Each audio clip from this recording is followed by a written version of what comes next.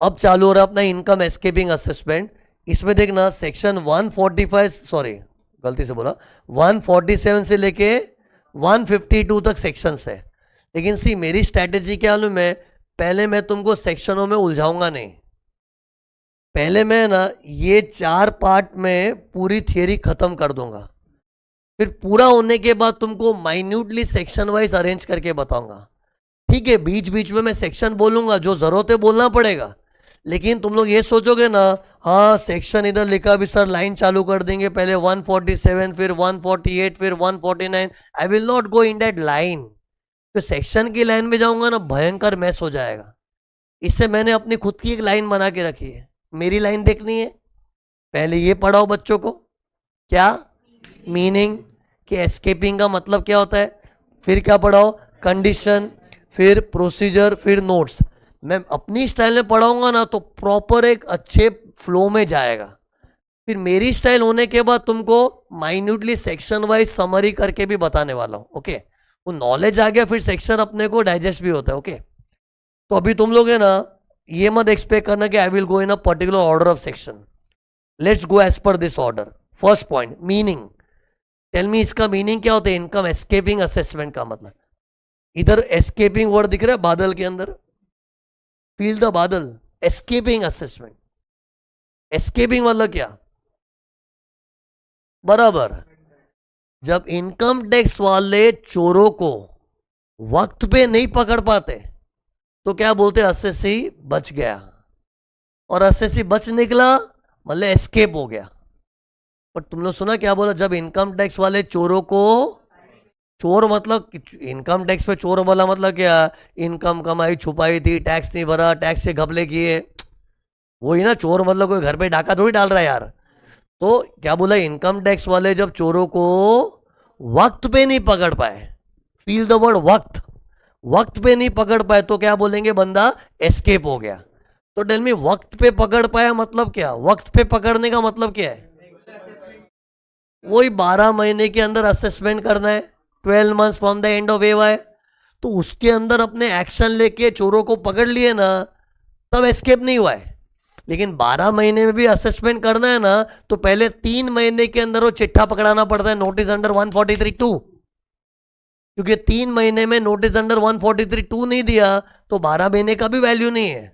अरे कल regular assessment पढ़ाया था ना मैंने, कि रेगुलर असेसमेंट करके अगर चोरों को पकड़ना भी है ना, तो देयर आर 2 स्टेप्स।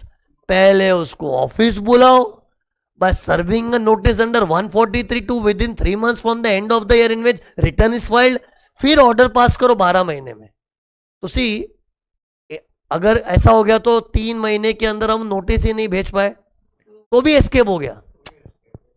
अरे 3 महीना 143(2) का बता रहा हूं, तो वो 3 महीने में नोटिस देना रह गया, बाद में एओ को स्ट्राइक, अरे यार 3 महीने निकल गए, ये तो लफड़े वाला आदमी, इसको तो पकड़ा ही नहीं हमने, एस्केप। को बोले 12 महीना तो अभी भी चल रहा है ना, कुछ मतलब ही नहीं है ना। सी 12 महीने का इंपॉर्टेंस कब आता है, जब 3 महीने में तुमने प्रॉपरली नोटिस इशू कर दी, उसको रिसीव करवा दी। तो सो सी, एस्केपिंग के बहुत सारे केस होते हैं। या तो हमने वो 3 महीने के अंदर जो नोटिस सर्व करना है 143(2) वाला, वो मिस हो गया तो एस्केप। बाद में 12 मंथ्स पड़ा है तो भी एस्केप। या फिर हमने 3 महीने परफेक्ट उसको नोटिस रिसीव करवा दी, लेकिन उसके बाद मीटिंग पे मीटिंग हो रही है, कोई नतीजा ही नहीं निकला, 12 महीने लैप्स हो गए तो भी एस्केप्ड। या फिर एसएससी का रिटर्न आया हुआ पड़ा था, उस पर नजर ही नहीं पड़ी, बाद में मालूम पड़े तो लफड़े वाले आदमी का रिटर्न है, 1-2 साल के बाद आंख खुली तो भी एस्केप। या फिर उसने रिटर्न भरा ही नहीं था, पता रिटर्न नहीं भरते तो बेस्ट जजमेंट करने का स्कोप है। अरे आज किसी लफड़ेबाज आदमी ने रिटर्न नहीं भरा है तो as an assessing officer I can do best judgement ना, but what is the deadline for best judgement, 12 months. लेकिन 12 महीने खत्म हुए, फिर मालूम पड़ा, अरे यार इसका तो रिटर्न ही नहीं आया था, इसका तो मैं चाहता तो बेस्ट जजमेंट कर सकता था, लेकिन क्या करूं, 12 महीने निकल गए तो भी एस्केप्ड है। मतलब इन शॉर्ट ऐसे बहुत क्रिएट हो सकती सिचुएशन। बेस्ट ऐसे याद रखो, चोरों को वक्त पे टाइमली एक्शन नहीं लिया ना तो बोलेंगे वो एस्केप हो गया, उसका मतलब एस्केप। और एक चीज है एस्केप में, कितने लोगों को हमने वक्त पे पकड़ा भी था लेकिन ढंग से नहीं पकड़ा, वो भी एस्केप होता है ना। एक डायलॉग सुना होगा, इट्स लाइक चोरों को हमने वक्त पे पकड़ा भी, लेकिन फिर भी वो चोर एओ की आंखों में धूल झोंक के चला गया। एओ की आंखों में धूल झोंक के चला गया मतलब एओ को लल्लू बना के चला गया। जैसे मान लो किसी एसएससी का स्क्रूटिनी भी आया था, स्क्रूटिनी आया मतलब उसको 3 महीने में अटेंड दी ऑफिस बोला, आया भी था, वो मीटिंग भी हुई थी, एओ और एसएससी मिलते हैं ना, लेकिन उस मीटिंग में ना एसएससी ने झूठे झूठे एविडेंस देके एओ को लल्लू बना, और एओ भी उसके झांसे में आ गया, हाँ बराबर ऐसे ही होगा ऐसे ही होगा, और उससे इनकम कम कंप्यूट कर, ऑर्डर भी पास कर दिया, लेकिन एओ लल्लू बन गया। तो इसको बोलते ये भी एस्केप हो गया। और फिर एओ को बाद में रियलाइज हुआ, अरे यार ये तो मेरे को लल्लू बना के चला गया, यार इसकी इनकम तो मुझे इतनी कंप्यूट करनी थी, लेकिन उसके झूठे झूठे बिल को देके, झूठे एविडेंस को देके मैंने तो उसका इनकम इतना चौट से कंप्यूट कर दिया, ये तो हाथ में आया वो भी आंखों में धूल छोक के चला गया। इसको भी बोलते एस्केप्ड। और एस्केप्ड लोगों को ये लोग छोड़ते नहीं है, पकड़ते, लेकिन उसकी कुछ शर्त है, उसमें बाद में आऊंगा। पहले ये जो मैंने मीनिंग पढ़ा है ना, इसको फील कर लो, मेरी नोट्स में फील करो। एस्केप्ड के 2 मतलब होते हैं, या तो असेसमेंट टाइमली किया ही नहीं, या फिर किया बट ढंग से नहीं किया। ये देखो, या फिर मतलब और आएगा ना, बराबर ना। या तो हमने असेसमेंट किया ही नहीं, रह गया, और बाद में लेट रियलाइज हो, अरे यार इसका तो असेसमेंट करना चाहिए, इसकी तो पूरी स्क्रूटिनी करके इसकी तो पिटाई करनी चाहिए थी, लेकिन क्या करे वक्त निकल गया। ओके, फिर टाइमली असेसमेंट किया but under assessed. Under assessment समझा ना, मैंने अभी एग्जांपल दिया था, झूठे मूठे बिल पेश करके एओ को लल्लू बना लिया, तो उसको अंडर असेस्ड बोलते हैं। तो इन दोनों केस को क्या बोलते हैं, असेसी एस एस्केप। अब उसका केस रीओपन हो रहा है, इसको रीओपनिंग बोलते हैं। रीओपनिंग क्यों बोलते हैं मैं, सुनो। जब चोरों को वक्त पे नहीं पकड़ा ना, तो उसका फाइल एक बार क्लोज हो चुका है, और बंद फाइल को हम वापस से खोलेंगे तो क्या बोलेंगे, रीओपन। क्योंकि सी वो जो मैं 12 महीना इतने दिनों से पढ़ा ना, 2 दिन से, 12 महीना फ्रॉम द एंड ऑफ एवाई, वो 12 महीने में वो टाइमली एक्शन नहीं लिया ना, तो बाय डिफॉल्ट तुम्हारा फाइल क्लोज हो जाता है। क्लोज मतलब ऐसे फिजिकली फील मत करो, ऐसा कोई आदमी आके तुम्हारा फाइल क्लोज कर रहा है, बोलते हैं, बात करने में ऐसा था कि तुम्हारी फाइल बंद हो गई, अब उसको वापस खोलना चाहते तो क्या बोलते हैं, रीओपन।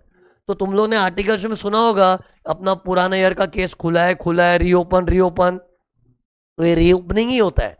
तो आज मैं जो थियरी चालू कर रहा हूं ना, इसके 2 नाम है, या तो इनकम एस्केपिंग असेसमेंट बोलो, या फिर रीओपनिंग ऑफ केसेस। और रीओपनिंग ऑफ केसेस, इसको, इसके अंदर कमांड होना, मैंने क्या बोला, अपने आप में अलग ही एक प्राइड है। ओके, लोग इसको रीअसेसमेंट भी बोलते हैं। रीअसेसमेंट क्यों, क्योंकि ये देखो, पढ़ जरा क्या लिखा था ये, अरे कोई कोई लोग का असेसमेंट किया लेकिन ढंग से नहीं हुआ ना, तो वापस करना पड़ रहा है। लेकिन इसका तो इधर क्या हुआ था, असेसमेंट हुआ ही नहीं था, तो इसका पहली बार होगा। इसे पता है, लॉ में तुम लोग ये सेक्शन देखोगे ना, उसको ऐसा भी लिखा है, असेसमेंट और रीअसेसमेंट अंडर 147। इसका पॉपुलर सेक्शन 147 है। हाँ, इसके अलग अलग नाम बता रहा हूं, कोई बोलता है असेसमेंट अंडर 147, कोई बोलता है रीअसेसमेंट अंडर 147, कोई रीओपनिंग बोलता है, सब एक बराबर है। ऐसा क्यों बोलते हैं असेसमेंट अंडर 147, क्योंकि जिसको हमने वक्त पे पकड़ा ही नहीं, उसको पहली बार पकड़ा जा रहा है ना, तो असेसमेंट अंडर सेक्शन 147। और जैसे ही 147 आया ना, मतलब समझ जाओ उसको वक्त पे नहीं पकड़ा था, लेट एक्शन लिया है। 147 सेक्शन देख के समझना चाहिए, ये वक्त पे तो नहीं पकड़ा गया था, लेट पकड़ा गया है। और रीअसेसमेंट करके बोलते मतलब क्यों, क्योंकि उसका असेसमेंट हुआ था लेकिन ढंग से नहीं हुआ था। ओके, तो उसका रीअसेसमेंट होता है। और एक सिंपल लैंग्वेज जो बोलना है ना, रीओपन हो रहा है केस। ओके,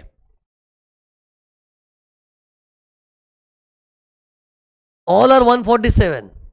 सी, चाहे तुमने चोर, एक से ना, चाहे तुमने चोरों को वक्त पे नहीं पकड़ा हो कि ढंग से नहीं पकड़ा था, जो भी केस है, अब उसको पकड़ेंगे तो कार्रवाई 147 की हो रही है।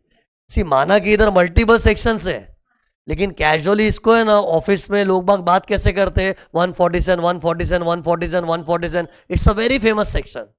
तुम लोग भी इतना दिमाग में जब 147 मतलब एस्केप्ड आदमी है, और एस्केप मतलब दो टाइप के लोग, या तो वक्त पे नहीं पकड़ा या पकड़ा बट ढंग से नहीं पकड़ा था। ओके, अब सी जिनको हम लोग वक्त पे नहीं पकड़ पाते हैं ना, उनका केस भी इनकम टैक्स वाले रीओपन करते हैं ना, तो पता ही डाउट क्या आएगा। तो यार वो टाइम लिमिट रखने का फायदा क्या है फिर? एक तरफ तो लॉ क्या बोलता है कि कोई भी लफड़ेबाज एसएससी होता है ना, तो उसका 12 महीना फ्रॉम द एंड ऑफ एवाई उसका असेसमेंट करो, लेकिन अगर नहीं कर पाए, वो बच गया, तो बाद में भी होता है। तो फिर टाइम लिमिट का मतलब क्या है? सी अल्टीमेटली थोड़े दिन क्या तुमको ये मन में आएगा, यार हम लोग चोरों को वक्त पे नहीं पकड़ पाए तो लेट भी पकड़ते। लेट पकड़ने का सेक्शन 147 है, लेकिन जब लेट भी पकड़ पा रहे तो फिर वो टाइम लिमिट का मतलब क्या है? मतलब है अगर चोरों को वक्त पे पकड़ना है ना, तो शक की बुनियाद पे भी पकड़ सकते हैं, लेकिन चोरों को लेट पकड़ना है तो शक की बुनियाद पे नहीं, यकीन की बुनियाद पे। जब तक उन लोग के पास कोई ठोस इंफॉर्मेशन नहीं है ना, तेरे लफड़ों के लिए कुछ ठोस इंफॉर्मेशन नहीं है ना, तब तो वो तेरे पे कार्रवाई नहीं कर सकता। ये इनकम टैक्स डिपार्टमेंट के लिए एक मजबूरी लिमिटेशन हो गई। जैसे आज मुझे मालूम है ना, ये एसएससी लफड़े वाला ही, इसने इतने बड़े बड़े कांड किए ना, मुझे इसका नेचर पता है, ये लफड़े वाला ही है, लेकिन मेरे पास कुछ सबूत नहीं है, तो मैं इसका कुछ बिगाड़ नहीं सकता। मतलब ये लेट एक्शन लेने के लिए बता रहा हूँ। हाँ, अगर उसका रिटर्न ताज़ा ताज़ा आया हुआ है ना, तो मेरे को उसके शक ऊपर शक भी है ना, तो भी उसकी मैं स्क्रूटिनी कर सकता हूँ। तो शक है तो भी हक है, लेकिन टाइमली एक्शन लिया, तो लेट एक्शन लिया तो शक की बुनियाद पे नहीं होता है। एक मस्त डिस्टिंक्शन आ रहा है, इधर देखो, look here, look. Regular assessment, best judgement assessment, income escaping assessment, क्या डिफरेंस है बताओ? Regular assessment, best judgement assessment मतलब असेसमेंट टाइम पे हुआ। इनकम एस्केपिंग असेसमेंट मतलब असेसमेंट लेट हुआ। इधर चोरों को वक्त पे पकड़ा, इधर चोरों को लेट पकड़ा। और वक्त पे पकड़ा तो शक है तो भी पकड़ने का हक है, शक की बुनियाद पे होता है, लेकिन लेट पकड़ोगे तो यकीन की बुनियाद पे, यकीन होना चाहिए। और ये जो मैं यकीन यकीन बोल रहा हूं ना, लॉ में इसके लिए बोला है AO should possess some information about the escapement of income। AO के पास कोई इंफॉर्मेशन होनी चाहिए, कोई ऐसी ठोस खबर होनी चाहिए जिससे वो दावे से बोल सके इसने इनकम टैक्स वालों को लल्लू बनाया, इसकी बैंड बजाओ, इसका केस खोलो, ऐसा सबूत होना चाहिए। मतलब इन शॉर्ट गवर्नमेंट के लिए थोड़ी डिफिकल्ट चीज होगी ना। आज अगर तुमने रिटर्न ताज़ा ताज़ा भरा है ना, तो उनको एक सीधे साधे आदमी को भी टॉर्चर कर सकते हैं। जैसे इमेजिन करिए बहुत सीधा एसएससी है, सुनो एक्चुअली सीधा है तो, है ना, ये एसएससी बहुत सीधा है, एकदम ऑनेस्ट एसएससी है, सब डिस्क्लोज कर रहा है। फिर भी अगर मैं रेगुलर असेसमेंट करता हूं ना, मेरा रेगुलर वाला, तो मैं सीधे साधे आदमी को भी ऑफिस बुला के ड्रिल कर सकता हूं, पता चले तो सीधा आदमी था। शक है तो भी हक है, बट वो रेगुलर असेसमेंट है। लेकिन एक बार वो टाइमली असेसमेंट नहीं हुआ ना, एस्केप्ड कैरेक्टर में आ गया ना, देखो, तो मैं शक की बुनियाद पे नहीं कर सकता। तभी तो इधर एक कंडीशन है ना, और वो condition is nothing but AO should have some information about your income escapement. Okay, और ये जो डिस्टिंक्शन है ना, अपने नोट्स में लिखा हुआ भी मिलेगा तुमको। कौन सा डिस्टिंक्शन? Tell me. मैंने डिस्टिंक्शन में समरी असेसमेंट को नहीं लाया, देखा था? Summary assessment is as good as no assessment. तो मेन क्या होता है, एक तरफ इसको किसको डाला था बताओ? रेगुलर और बेस्ट, और इधर इनकम एस्केपिंग। ओके, तो रेगुलर और बेस्ट को इकट्ठा क्यों रखा? वो दोनों सेम ही है। असेसी कोऑपरेट करता है तो रेगुलर, कोऑपरेट ना करे तो बेस्ट जजमेंट, वो तो इधर और है ना। दूसरा क्या हो गया? Income escaping. ये डिफरेंशिएट माइंड में रखो। सी ये डिफरेंशिएशन है ना, मैं जब स्टूडेंट था ना, था ही नहीं माइंड में, तो मुझे कभी पल्ले ही नहीं पड़ता था। 147 को भी असेसमेंट बोलते हैं, 143 को भी असेसमेंट बोलते हैं क्या?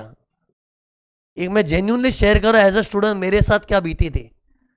ओके तो तुम लोग को तो अभी से क्लियर कर दिया है कि ये क्या था।